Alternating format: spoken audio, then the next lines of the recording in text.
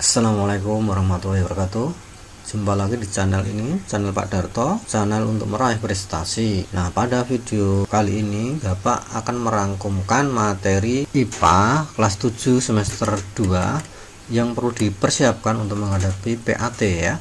Untuk itu jangan kemana-mana, kita lanjutkan setelah berikut ini. Setelah kalian menemukan channel ini ya, channel Pak Darto, dan kalian belum subscribe, silahkan kalian bisa subscribe di sini ya, diklik di sini, kemudian ada lonceng ini, kalian klik juga loncengnya, kemudian kalian pilih lonceng yang menyala ini, agar kalian nanti tidak ketinggalan materi atau informasi yang saya upload. Jika konten ini bermanfaat untuk kalian, silahkan kalian bisa ngeklik ini ya, suka, atau bahkan bisa di share ke teman-teman kalian. Jangan lupa juga kalian lihat ini deskripsi di bawahnya.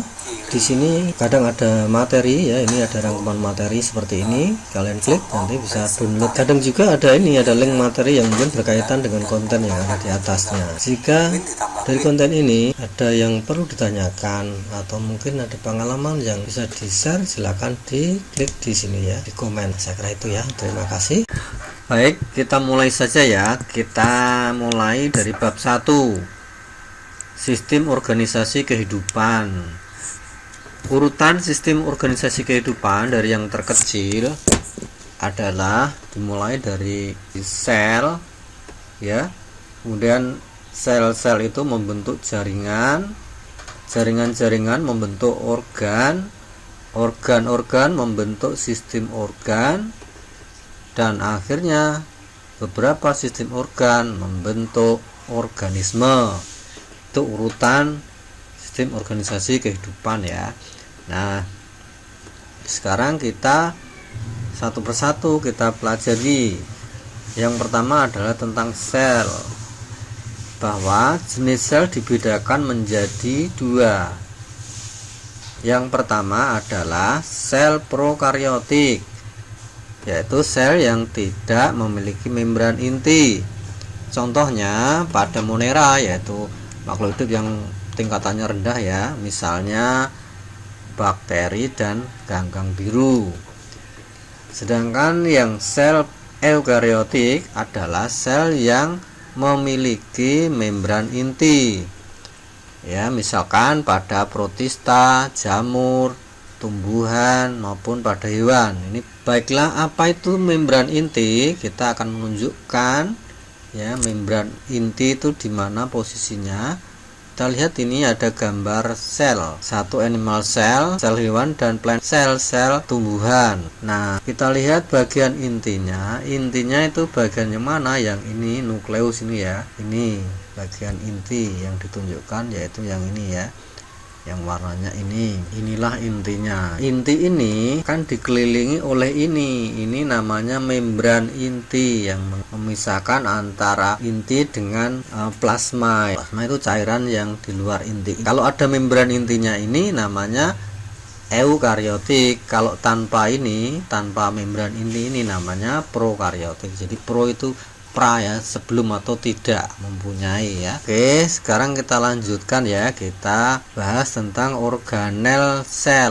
Nah, tadi kita sudah mulai dari inti sel ya, atau nukleus tadi ya. Dan nukleus di dalamnya ada ini, ada anaknya yang warna putih ini, anaknya nukleus atau nukleolus namanya ya. Jadi semua aktivitas dalam sel itu dikoordinir ya, oleh nukleus atau intinya. Kemudian organel-organelnya kita bahas satu-satu. Yang pertama, retikulum endoplasma, singkat RE. Jadi fungsinya transportasi zat. Kita tunjukkan di sini ada RE yang ini adalah RE, retikulum endoplasma. Ini kalau pakai bahasa Inggris ya dibalik endoplasmic reticulum. Demikian pula di sini ini yang retikulum endoplasma. Ini fungsinya untuk transportasi, karena di sini kan nempel dengan inti sehingga bisa komunikasi atau apa yang berikutnya, ribosom ya, nomor 2 ribosom. Kita lihat ribosom yang mana. Ribosom di sini nggak begitu jelas ya, di sini ribosom maupun sebelah kanan juga ribosom. Jadi sebenarnya ribosom tuh berupa titik-titik begini ya, titik-titik begini. butir-butir kecil ya, itu ribosom, butir-butir seperti ini. Nah, itu ribosom. Fungsinya apa? Fungsinya untuk sintesis protein. Nah, kadang-kadang ribosom ini menempel di retikulum endoplasma. Sekarang yang nomor 3 adalah mitokondria. Fungsinya untuk respirasi. Mana mitokondria? Kita lihat. Nah, ini yang gambarnya seperti ini. Ini mitokondria. Ini juga sama. Mitokondria. Jadi seperti itu bentuknya, diingat-ingat. Fungsinya tadi sudah ya, fungsinya untuk respirasi sel ya. Kemudian yang keempat, badan Golgi. Mana badan Golgi? Ini ya, badan Golgi bentuknya seperti ini. Nah, seperti ini badan Golgi. Di sini ditulis Golgi apparatus, di balik itu badan Golgi ya. Oke. Fungsinya untuk apa? Di sini ada fungsinya adalah untuk sekresi ya, menghasilkan lisosom. Sekresi itu menghasilkan, mengeluarkan zat hasil ya. Badan Golgi nanti menghasilkan atau mengeluarkan lisosom namanya. Sekarang yang kelima adalah plastida atau kloroplas ya. Kloroplas itu yang mana? Nah, kloroplas toh di sebelah kiri di animal cell, sel hewan tidak ada kloroplasnya. Kloroplasnya ada yang di sebelah kanan. Jadi nanti kita bedakan ya antara sel hewan dan sel tumbuhan, bedanya di mana begitu ya. Nah, ini yang kloroplas adalah yang ini warna hijau ini ya. Ini adalah kloroplas ini maupun ini. Ini adalah kloroplas. Jadi adanya pada sel tumbuhan. Kemudian yang keenam adalah vakuola. Fungsinya adalah untuk mencerna makanan pada tumbuhan. Jadi adanya pada tumbuhan tentunya. Yang mana vakuola? Di sini kelihatan yang warnanya putih ini, yang warnanya putih ini itu vakuola. Di sel sebelahnya, di sel hewan itu tidak ada vakuolanya ya. Jadi sudah ada dua, yang di tumbuhan ada, yang di sel hewan tidak ada, yaitu ini yang berjejeran ini, vakuola dan kloroplas. Di tumbuhan ada, di hewan tidak ada. Kita lanjutkan, berikutnya adalah sentriol ya. Fungsinya adalah untuk pembelahan sel, jadi berguna ketika sel membelah. Kita lihat sentriol ternyata hanya ada di sel yang sebelah kiri, yang ini ya, sentriol. Nah, seperti bintang ini ya, seperti bintang ini hanya ada di sel hewan. Di sel tumbuhan tidak ada sentriolnya. Kemudian yang berikutnya, yang ke-8 adalah lisosom. Fungsinya untuk mencerna makanan. Ini hanya pada hewan. Kalau pada tumbuhan tadi kan vakuola. Kalau pada hewan itu namanya lisosom ya. Di tumbuhan berarti tidak ada, nanti adanya di hewan, sel hewan ya maksudnya. Nah, di sini tidak dituliskan. Nah, saya tambahkan sendiri ya. Ini ya seperti ini ya, melingkar seperti ini. Lisosom ya. Lisosom. Nah, sekarang kita cari lebih jauh, cari perbedaannya antara sel hewan dan sel tumbuhan. Tadi sudah ada dua ya, yaitu vakuola dan kloroplas ya. Nah, sekarang ada lagi tambahan satu yang belum disebutkan, yaitu yang mana?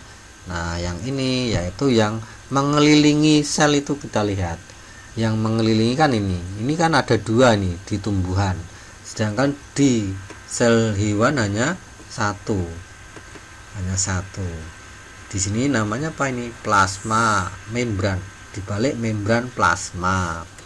Kalau pada tumbuhan itu di sini ada membran plasmanya juga ada ya. Kemudian yang satunya itu namanya sel wall.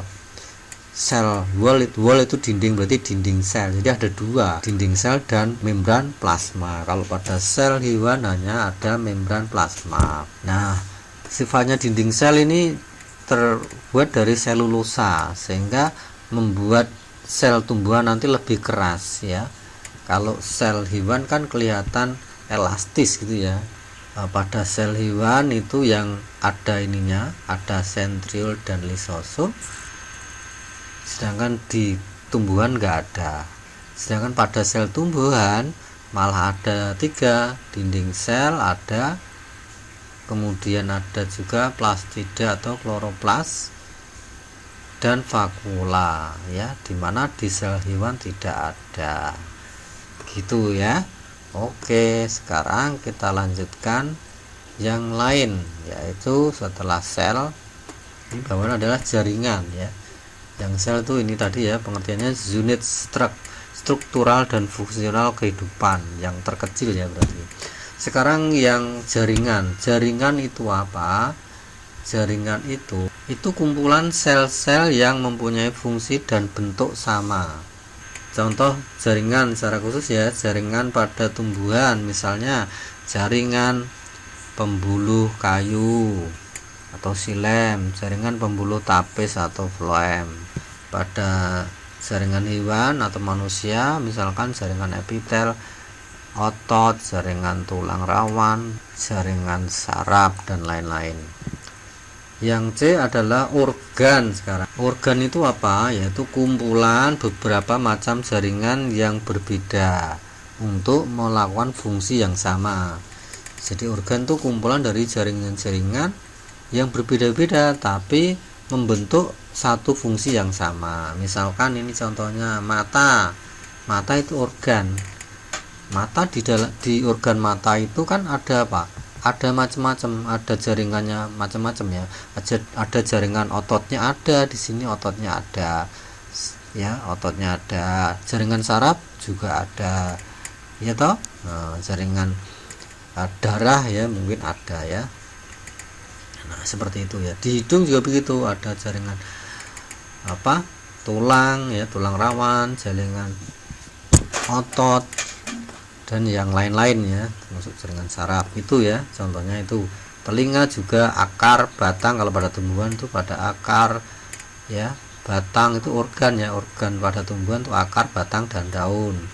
Pada hewan atau manusia kan ini mata, hidung, telinga, jantung, hati, itu organ semua ya. Sekarang yang berikutnya yang di sistem organ. Sistem organ itu apa? Sistem organ itu beberapa organ yang bekerja sama untuk melakukan fungsi atau kerja yang tertentu, ialah sistem pernapasan.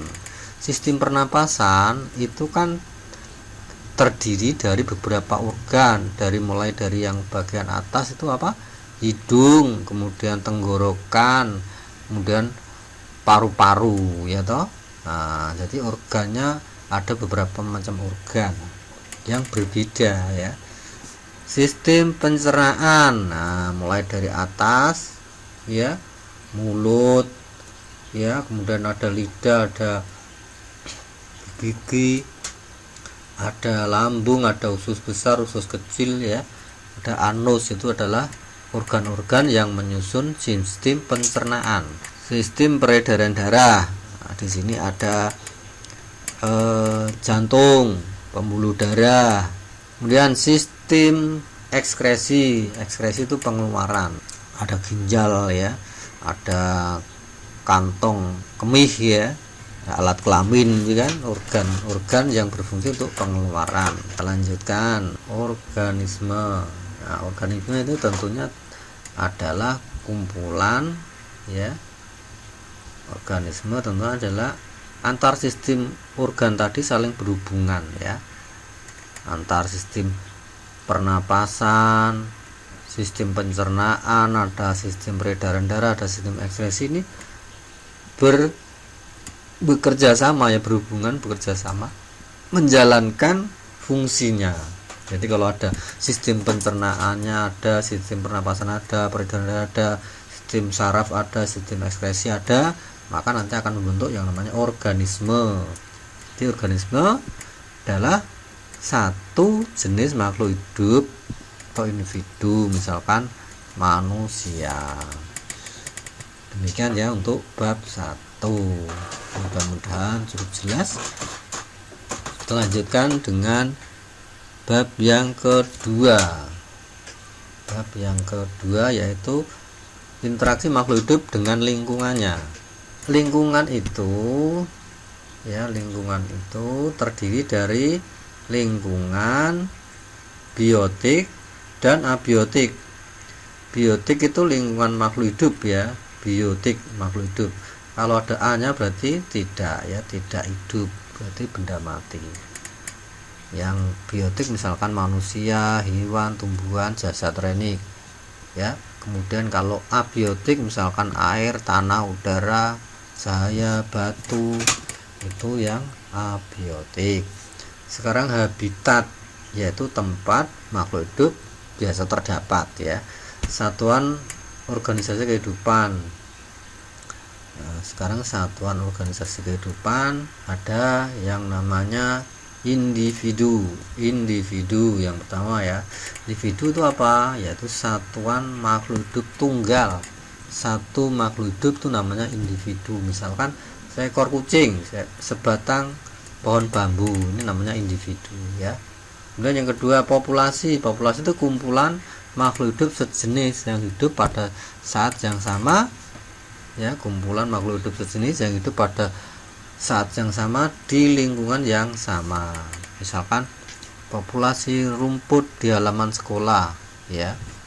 Nah, pada saat yang berarti pada bulan Mei jumlahnya berapa populasinya rumput misalkan ya. Kemudian yang komunitas yaitu kumpulan beberapa populasi makhluk hidup yang tinggal bersama pada lingkungan yang sama. Contohnya adalah komunitas sawah. Nah, di dalam komunitas sawah itu ada apa saja yang hidup di situ. Misalkan ada katak, ada rumputnya, ada pengurainya, ada ikan barangkali ya, ada ular, atau lagi komunitas kolam ya, ekosistem ya, yaitu kesatuan antara makhluk hidup dan tidak hidup di lingkungan yang lebih luas. Contohnya adalah ekosistem pantai. Jadi di sekitar pantai itu saling membutuhkan, saling ketergantungan ya, ekosistem. Ekosistem darat ya, yang ada di darat itu apa? Yang berikutnya adalah biosfer. Nah, tentunya biosfer lebih luas lagi, yaitu bagian luar dari planet bumi ya, mencakup udara ya, udara, kemudian daratan, air, yang memungkinkan untuk kehidupan dan proses biotik berlangsung. Nah, interaksi antar beberapa makhluk hidup tentunya, yaitu hubungan timbal balik antar makhluk hidup. Ada beberapa pola ya. Yang pertama adalah yang namanya simbiosis ya, polanya pola simbiosis atau pola interaksi yang khas. Macamnya misalnya ada simbiosis mutualisme, plus berarti saling menguntungkan ya, untung dan untung. Itu hubungan yang menguntungkan kedua belah pihak. Misalnya lebah dengan bunga jambu air, burung jalak dengan kerbau, ganggang dan jamur, akar pohon pinus dan jamur. Simbiosis komensalisme di plus dan nol, berarti artinya untung dan tidak dirugikan. Jadi yang satu untung, yang lain tidak rugi. Tanaman anggrek dan pohon mangga.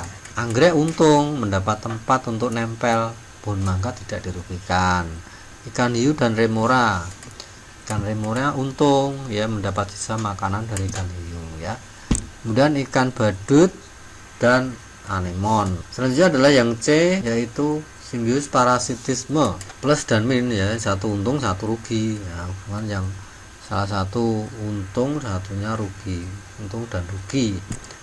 Misalkan benalu hidup pada pohon mangga. Nah, benalu itu merugikan pohon mangga karena minta nempel dan minta makan, ngambil makanan dari pohon mangga ya.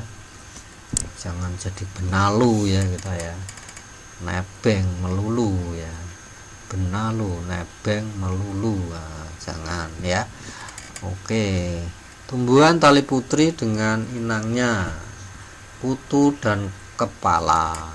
Kutu itu ya merugikan kita ya, darah kita dihisap terus, mereka dapat makan ya kutunya, kita yang kehilangan darah. Nah, berikutnya adalah hubungan predasi, yaitu hubungan di mana makhluk hidup yang satu menjadi pemangsa yang lain. Contohnya singa dengan rusa. Singa itu memangsa rusa. Katak dan ular memangsa katak. Nah, pemangsa ini nama lainnya adalah predator tadi ya, predator. Berikutnya adalah ketiga, yaitu kompetisi ya, persaingan antar makhluk hidup, baik yang untuk memperebutkan makanan, wilayah maupun pasangan. Misalkan antara padi dan rumput sawah, ini kan berebut makanan. Jerapah dan zebra itu juga berebut makanan, kan makanannya sama-sama, jadi tanaman tumbuhan ya. Berikutnya yang keempat adalah antibiosis. Antibiosis itu pola interaksi di mana makhluk hidup yang satu menghambat kehidupan yang lain. Misalkan jamur Penicillium notatum ini yang menghasilkan antibiotik ya, jadi antibiotik penisilin namanya, menghambat pertumbuhan bakteri. Sekarang yang rantai makanan. Rantai makanan itu apa? Rantai makanan itu hubungan makan dan dimakan yang terjadi dalam satu ekosistem. Contohnya padi dimakan ulat dimakan burung pemakan ulat tentunya. Itu namanya rantai makanan ya, jadi hanya satu jalur. Beda dengan apa? Dengan jaring-jaring. Dengan jaring-jaring makanan itu kumpulan rantai-rantai makanan. Misalkan ini kan ada padi dimakan burung ya, padi dimakan burung dimakan musang dimakan elang mati, kemudian ada pengurai diuraikan. Ini kan satu rantai makanan. Nah, ada lagi, ini kita buat rantai makan lagi sebenarnya. Ini padi dimakan tikus, bisa juga. Tikus dimakan musang, bisa. Musang dimakan elang terurai ya, diuraikan. Ya, jadi dalam satu jaring-jaring makan ini ada beberapa rantai makanan. Di sini bisa jadi beberapa rantai makanan. Yang pertama tadi ini ya, ini dimakan ini ya, dimakan seperti ini. Nah, ini yang pertama, yang merah. Yang kedua apa tadi? Ini padi dimakan tikus dimakan musang dimakan elang mati diuraikan. Ini yang kedua ya. Yang ketiga berarti padi dimakan tikus, bisa. Tikus dimakan elang diuraikan. Ini yang ketiga. Ada lagi yang keempat ya. Iya, yang keempat adalah apa? Ini padi dimakan burung dimakan elang diuraikan. Yang keempat. Jadi ini ada 4 rantai makanan yang membentuk satu jaring-jaring makanan. Pencemaran lingkungan adalah segala sesuatu baik berupa bahan fisika maupun kimia yang dapat mengganggu keseimbangan ekosistem. Zat yang dapat mencemari lingkungan dan dapat mengganggu kelangsungan hidup makhluk hidup disebut dengan polutan, di mana polutan dapat berupa zat kimia, debu, suara, radiasi, atau panas yang masuk ke dalam lingkungan. Kapan suatu zat dapat dikatakan sebagai polutan? 1. Jika kadarnya melebihi batas kadar normal atau di atas ambang. Yang kedua, jika berada pada waktu yang tidak tepat. Dan yang ketiga, jika berada pada tempat yang tidak semestinya. Sekarang pencemaran air. Air dikatakan tercemar bila air itu sudah berubah baik warnanya, baunya maupun rasanya. Bahan pencemaran air dapat berasal dari limbah industri, limbah rumah tangga, maupun limbah pertanian. Yang pertama, jenis limbah industri bisa berupa limbah organik yang baunya seperti limbah pabrik tekstil atau limbah pabrik kertas. Kemudian, limbah yang berupa anorganik, yaitu berupa cairan panas, berbuih dan berwarna, serta mengandung asam belerang berbau menyengat seperti limbah pabrik baja, limbah pabrik emas, limbah pabrik cat, limbah pabrik pupuk organik, limbah pabrik farmasi, dan lain-lain. Jenis-jenis logam berat sekarang meliputi raksa, timbal, dan kadmium, di mana ketiga zat itu, logam berat itu sangat berbahaya bagi kesehatan manusia bila mengkonsumsinya. Misalnya, pencemaran raksa yang terjadi di Minamata, Jepang. Para nelayan di sekitar Teluk Minamata memakan ikan yang tercemar raksa. Akibatnya, mereka mengalami kerusakan saraf yang disebut penyakit Minamata. Berikutnya, limbah rumah tangga. Limbahnya bisa berupa limbah organik, yaitu limbah seperti kulit buah sayuran, sisa makanan, kertas, kayu, daun, dan berbagai bahan yang dapat diuraikan oleh mikroorganisme. Di perairan, sampah mengalami proses penguraian oleh mikroorganisme. Akibat penguraian tersebut, kandungan oksigen dalam perairan juga menurun, disebabkan karena jadi menurunnya kandungan oksigen dalam perairan akan merugikan kehidupan biota di dalamnya. Jadi oksigennya menurun karena dipakai untuk apa? Untuk menguraikan sampah-sampah yang dilakukan oleh mikroorganisme gitu ya. Nah, kemudian limbah yang anorganik antara lain besi, aluminium, plastik, kaca, kaleng bekas cat, dan minyak wangi ya. Jadi maksudnya kaleng bekas cat maupun bekas minyak wangi. Yang ketiga adalah limbah pertanian.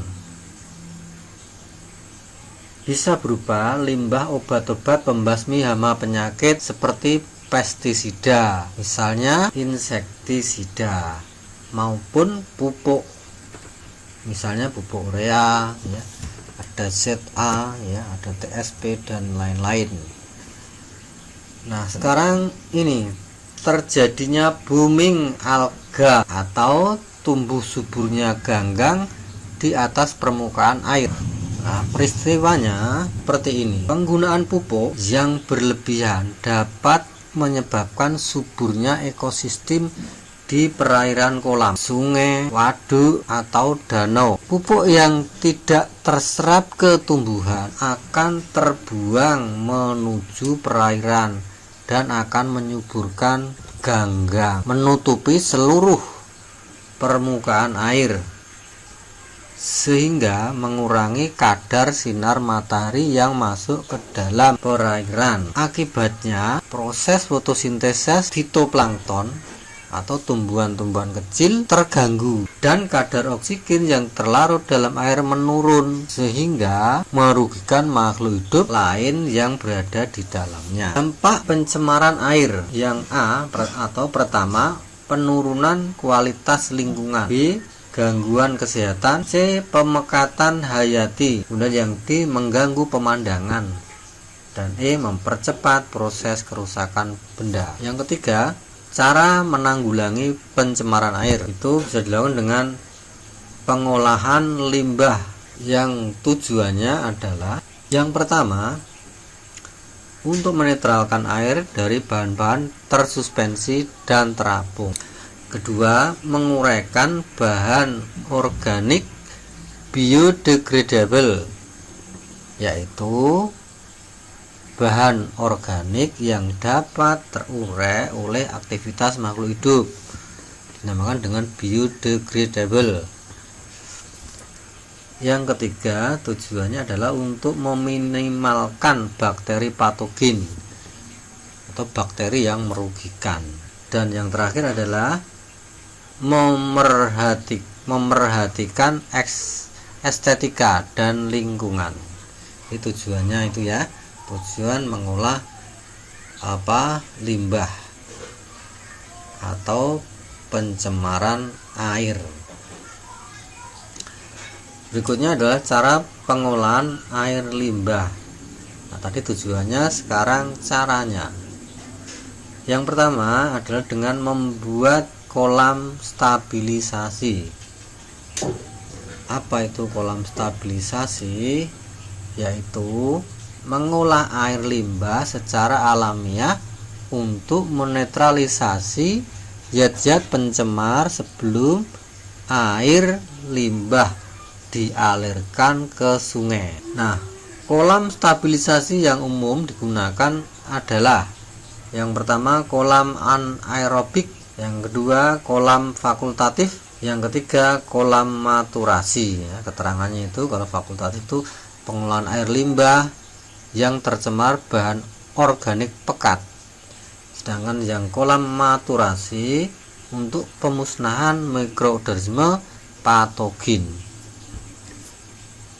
Sekarang cara mengolah limbah yang kedua atau B, namanya IPAL, singkatan dari instalasi pengolahan air limbah, yaitu pengolahan air limbah menggunakan alat-alat khusus yang meliputi 3 tahapan. Yang pertama, tahap pengolahan pertama atau disebut dengan primary treatment, ya, pengolahan pertama, yaitu tujuannya untuk memisahkan bahan atau zat padat dan zat cair dengan menggunakan filter atau saringan dan bak sedimentasi, bak pengendapan. Kemudian yang kedua tahapnya adalah secondary treatment atau pengolahan kedua, tujuannya mengoagulasikan, menghilangkan koloid dan menstabilisasikan zat organik dalam limbah. Yang ketiga atau tertiary treatment atau pengolahan lanjutan, tujuannya penghilangan nutrisi atau unsur hara, khususnya nitrat dan fosfat, serta penambahan klor untuk memusnahkan mikroorganisme patogen. Kemudian cara pengolah limbah yang ketiga yaitu pengelolaan ekskreta. Ekskreta itu banyak terkandung maksudnya di dalam air limbah rumah tangga. Nah, ekskreta banyak mengandung bakteri patogen, ya, merugikan, yang menyebabkan penyakit. Caranya bagaimana? Caranya dengan menampung dalam jamban atau septic tank, lalu dialirkan ke tempat pengelolaan. Cara menangani limbah cair dan padat dengan prinsip ekologi, dikenal dengan istilah 4R. Ya, apa saja? Yaitu yang pertama, recycle atau pendaur ulangan, yaitu sampah yang dapat terurai dijadikan kompos. Itu namanya recycle, ya, sampahnya dibuat kompos. Yang kedua namanya reuse atau penggunaan ulang, yaitu misalnya untuk sampah yang tidak dapat terurai dan dapat dimanfaatkan ulang. Jadi sampah itu karena tidak dapat diuraikan maka bisa dimanfaatkan lagi, ya. Misalnya botol bekas sirup dapat lagi untuk menyimpan air minum, ya. Nah, yang ketiga namanya reuse. Tadi yang atas reuse, sekarang reuse, yaitu nama lainnya adalah pengurangan bahan atau penghematan. Bahannya dikurangi, ya. Contohnya, jika akan berbelanja ke pasar atau supermarket, sebaiknya dari rumah membawa tas, ya, itu namanya menghemat. Yang keempat, repair atau melakukan pemeliharaan. Contohnya, membuang sampah tidak sembarangan, terutama tidak membuang sampah di perairan. Sekarang pencemaran udara. Macam-macam pencemaran udara. Yang A, pencemaran udara primer disebabkan langsung dari sumber pencemarnya.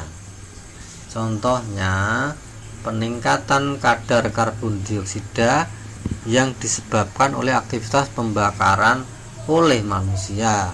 Kemudian yang B, pencemaran udara sekunder disebabkan oleh reaksi antara substansi pencemar udara primer yang terjadi di atmosfer. Misalnya pembentukan ozon yang terjadi dari reaksi kimia partikel-partikel yang mengandung oksigen di udara. Kemudian faktor-faktor penyebab pencemaran udara. Yang pertama, karena ada aktivitas alam. Misalnya aktivitas alam itu kotoran hewan ternak mengandung senyawa metana yang dapat meningkatkan suhu bumi. Yang kedua, bencana alam seperti meletusnya Gunung Merapi dapat menghasilkan abu vulkanik. Terus yang ketiga, kebakaran hutan yang terjadi akan menghasilkan karbon dioksida berbahaya bagi kesehatan. Itu yang aktivitas secara alami. Sekarang yang karena atau aktivitas manusia, yaitu pembakaran sampah, asap industri, asap kendaraan, asap rokok. Dan yang terakhir adalah senyawa kimia buangan seperti CFC dan lain-lain ya. C yang saya. Sekarang dampak pencemaran udara, dampaknya ya. Yang pertama, dampak bagi kesehatan, bisa menimbulkan penyakit ISPA ya, infeksi saluran pernapasan, dan emfisema, yaitu gejala kesulitan pengangkutan oksigen. Dampak bagi tumbuhan, abu vulkanik dari meletusnya Gunung Merapi membuat udara tercemar dan memicu terbitunya hujan asam. Hujan asam ini mengandung senyawa sulfur yang bersifat asam. Kondisi asam ini dapat mematikan tanaman setempat. Kemudian dampak pencemaran udara bagi efek rumah kaca.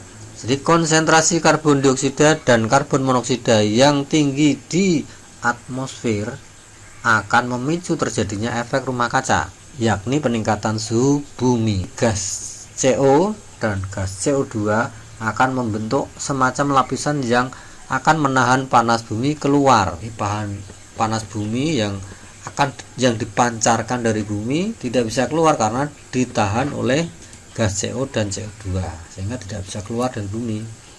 Nah, sehingga panas yang ditimbulkan bumi akan terkukung di dalam seperti pada rumah kaca. Di dampak bagi rusaknya lapisan ozon. CFC merupakan senyawa yang sering digunakan dalam produk-produk pendingin, freezer, dan AC ya, serta aerosol. Ketika CFC terurai di atmosfer, maka akan memicu reaksi dengan oksigen penyusun ozon. Dengan demikian, ozon akan terurai yang menyebabkan lapisan ozon berlubang. Padahal lapisan ozon berfungsi sebagai pelindung bumi dari panas yang dipancarkan oleh matahari. Nah, sinar UV ultraviolet yang dihasilkan oleh matahari dapat memicu kanker. Dengan adanya ozon, masuknya sinar UV ini akan diredam sehingga dampak yang ditimbulkan lebih sedikit. Sayangnya, pemanasan global yang kini terjadi salah satunya diakibatkan oleh rusaknya lapisan ozon. Oke, sekarang pencemaran tanah. Penyebab pencemaran tanah itu hampir sama dengan pencemaran air ya. Jadi dari limbah domestik, rumah tangga ya, limbah industri, limbah pertanian. Sama dengan pencemaran air ya.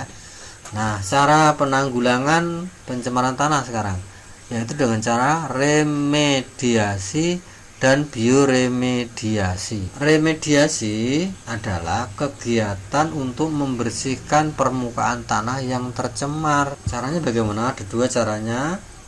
Yang pertama adalah pembersihan in situ. Caranya yaitu dibersihkan di lokasi ya, langsung dibersihkan. Ini lebih mudah dan lebih murah tentunya. Yang kedua, pembersihan ex situ. Caranya jadi tanah digali, penggalian tanah yang tercemar, kemudian dibawa ke daerah yang aman. Nah, setelah sampai di daerah yang aman, baru dibersihkan dari ya. Nah, sekarang yang secara bioremediasi, ya, bio itu kan biologis ya. Jadi membersihkan pencemaran tanah menggunakan mikroorganisme, misalkan menggunakan jamur atau bakteri. Bioremediasi bertujuan untuk memecah atau mendegradasi zat pencemar menjadi bahan yang kurang beracun atau tidak beracun, misalkan karbon dioksida dan air. Salah satu mikroorganisme yang berfungsi sebagai bioremediasi adalah jamur vesikuler arbuskular mycorrhiza. Nah, dampak pencemaran tanah yaitu tanah menjadi tidak subur.